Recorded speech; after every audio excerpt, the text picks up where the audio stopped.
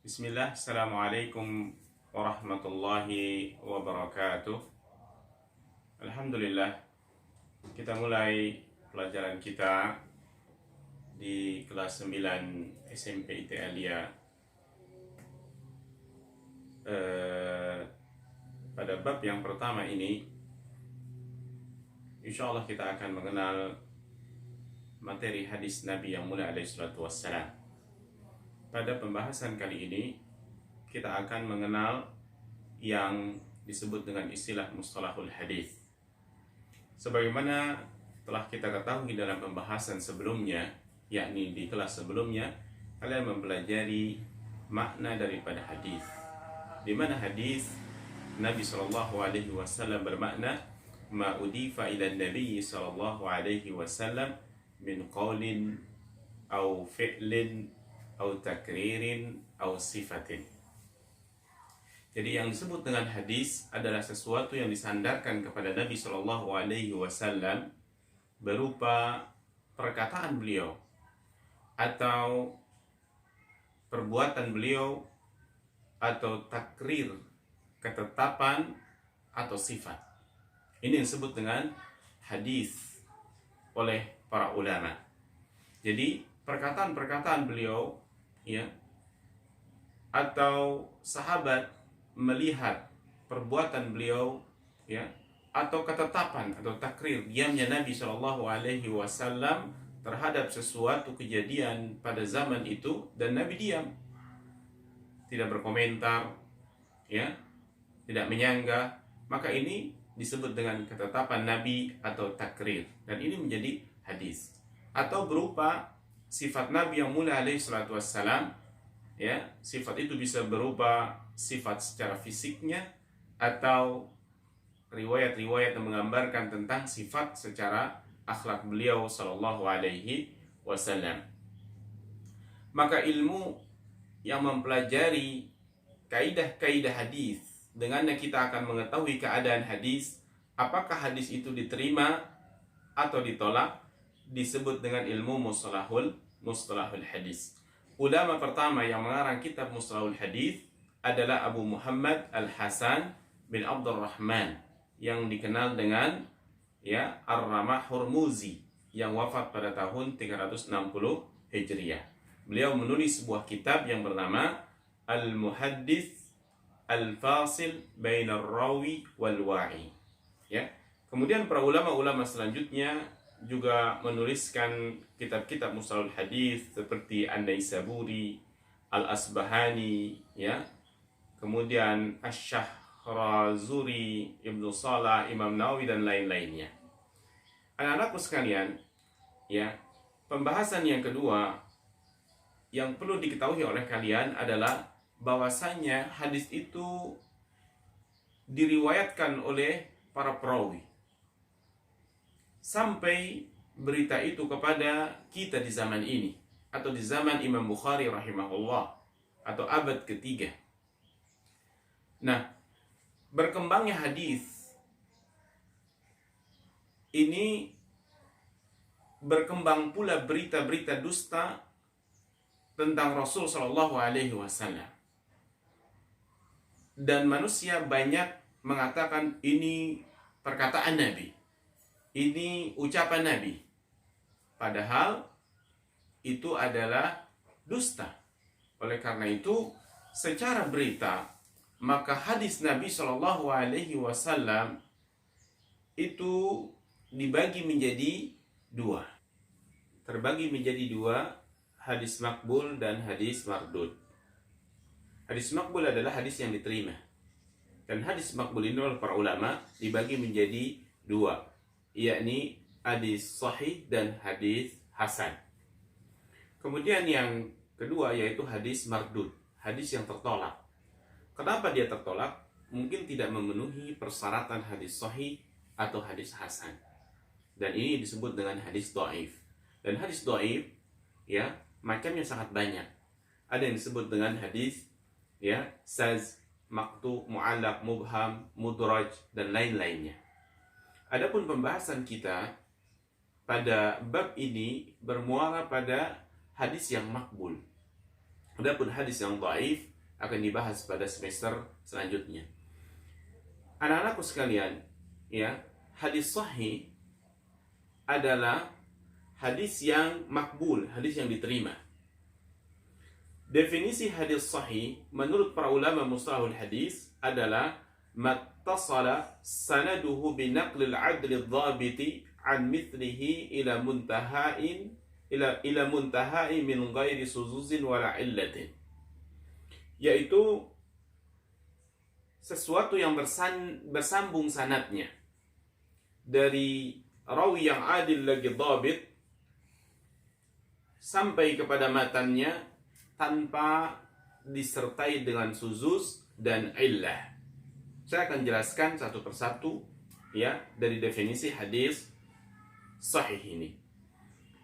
Hadis sahih dari definisi ini berarti ada 5 persyaratan yang memenuhi hadis dikatakan hadis itu sahih. Pertama, ittisaluhu sanad, bersambungnya sanad. Jadi sanad itu sudah kita tidak bahas lagi karena di kelas sebelumnya kalian sudah belajar mana itu sanad, mana itu matan dan mana itu rawi. Ya, jadi sanad itu rantaian rawi dari si fulan, dari si fulan, dari si fulan, dari si A, dari si B, dari si C, maka rantaian ya rawi-rawi tersebut yang menyampaikan berita maka disebut sanad. Dan sanadnya bersambung, tidak ada yang terputus. Ya, tidak boleh kita menyampaikan hadis dari si A, kemudian langsung ke C, langsung ke D, terputus di B, maka ini namanya terputus sanadnya. Jika demikian, maka tidak memenuhi persyaratan hadis sahih. Hadis sahih yang pertama syaratnya adalah bersambung sanadnya. Yang kedua, rawinya adil. Apa yang dimaksud dengan adil di sini? Adil di sini maksudnya adalah dia seorang muslim. Rawinya itu seorang yang akil, berakal. Ya, kemudian orang itu balik dan bukan orang fasik. Fasik adalah orang yang suka berbuat dosa besar. Ya, dan orang yang menjaga muruah, kehormatan diri. Jadi kalau orang kafir tidak boleh dijadikan ya rawi. Jika rawi salah satu rawinya adalah orang anak kecil atau gila atau pelupa, maka tidak diterima hadisnya dan hadisnya bukan merupakan hadis yang sahih. Atau pelaku dosa besar, pemabuk misalkan, ya, pezina misalkan, ya, atau lain-lain dari pelaku dosa besar, maka tidak diterima periwayatan hadisnya atau hadisnya tidak disebut dengan hadis yang sahih, maka hadisnya berubah menjadi hadis yang dhaif. Kemudian syarat yang ketiga dari hadis sahih adalah rawinya dhabit. Apa yang maksud dengan dhabit? Kuat. Kuat di sini maksudnya adalah kuat hafalannya atau kuat secara tulisannya. Maksudnya tulisannya kuat, dia tidak mudah salah di dalam menulis. Sebab di zaman dahulu menulis hadis yaitu meriwayatkan dari syekhnya, ya, dengan cara ditulis. Ya, syekhnya membacakan hadis, dia mendengarkan dengan baik dan mencatatnya.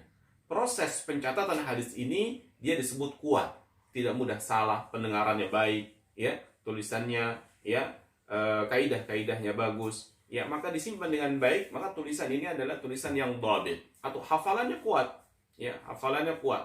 Sekali mendengar dia hafal. Maka ini syarat yang ketiga. Yang pertama yaitu bersambung sanadnya dari rawi yang adil lagi dhabit, serta yang keempat tidak ada suzuz. Apa itu suzuz? Suzuz itu adalah ya bukan merupakan rawi atau riwayat dari rawi thiqah yang menisihi rawi-rawi yang lebih thiqah. Ya, jadi ada rawi itu thiqah, ada rawi yang lebih thiqah. Yang dimaksud dengan rawi thiqah adalah rawi yang adil dan dhabit. Ya, rawi thiqah adalah rawi yang adil dan dhabit, maka disebut dengan thiqah.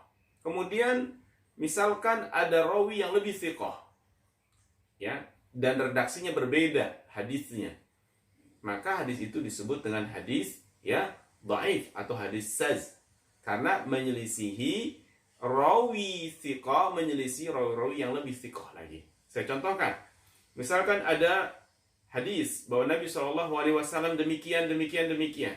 Dicek rawinya, ternyata ada 2 rawi. Rawi yang pertama atau sanad yang pertama dari A, si B, si C, si D. Ya, dan rawinya ini sikoh semuanya, adil dan dobit semuanya. Kemudian redaksi yang sama ada rawi yang berbeda.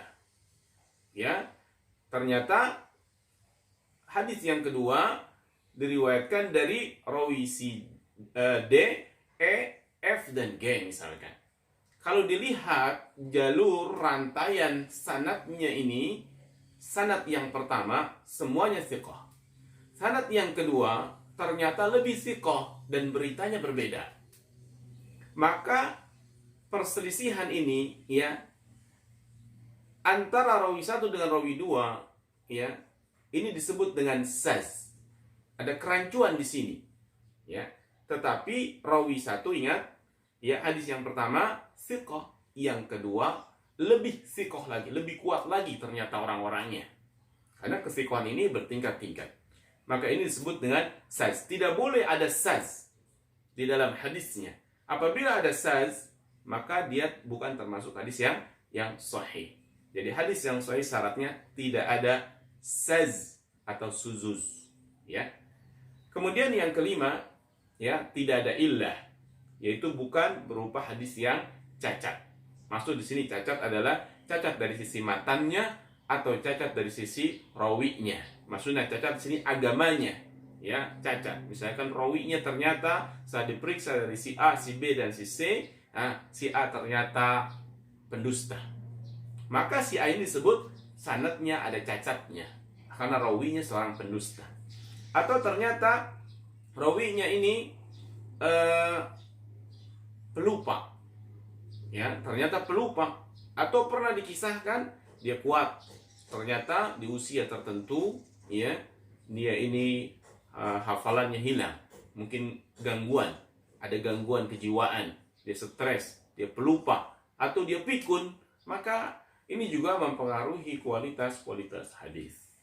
Oleh karena itu, ya perlu kita mempelajari ini agar kita tidak kaget dan tidak heran kalau di masyarakat kita ada pembagian hadis, yaitu hadis sahih dan ada hadis dhaif. Ya, bisa kalian pelajari lebih dalam, lebih lanjut dari materi ini di buku-buku hadis atau materi yang sudah kalian terima atau buku yang sudah ada di tangan kalian. Kemudian pembahasan yang terakhir adalah hadis hasan.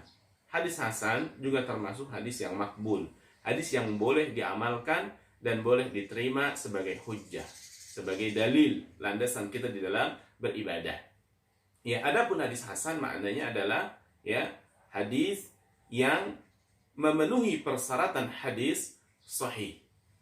Cuma ya, namun ada kekurangan di dalam syarat-syaratnya, yaitu dari sisi kedobitannya. Kedobitannya apa? Dia kurang kedobitannya.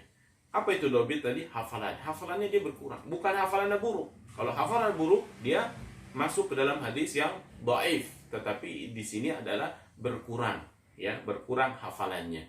Maka hadis ini menjadi hadis yang hasan. Tentu hadis hasan derajatnya lebih rendah daripada hadis sahih. Ya, kesimpulannya bahwasanya hadis itu ya terbagi menjadi dua. Yang pertama hadis sahih. Ini adalah derajat hadis yang paling tinggi. Kemudian yang kedua adalah hadis hasan. Kemudian yang ketiga hadis dhaif. Dan hadis dhaif ini macamnya banyak. Dan hadis dhaif bukan termasuk hadis yang makbul, melainkan dia adalah hadis yang mardud, hadis yang tertolak dan tidak boleh kita mengamalkan hadis yang dhaif. Dan kedhaifan hadis ya bertingkat-tingkat keadaannya. Ya, mungkin ini yang bisa saya jelaskan secara singkat untuk membantu pemahaman kalian, ya. Ya, insyaallah selebihnya ya kita akan perdalam di dalam soal-soal atau latihan-latihan yang insyaallah nanti saya akan berikan.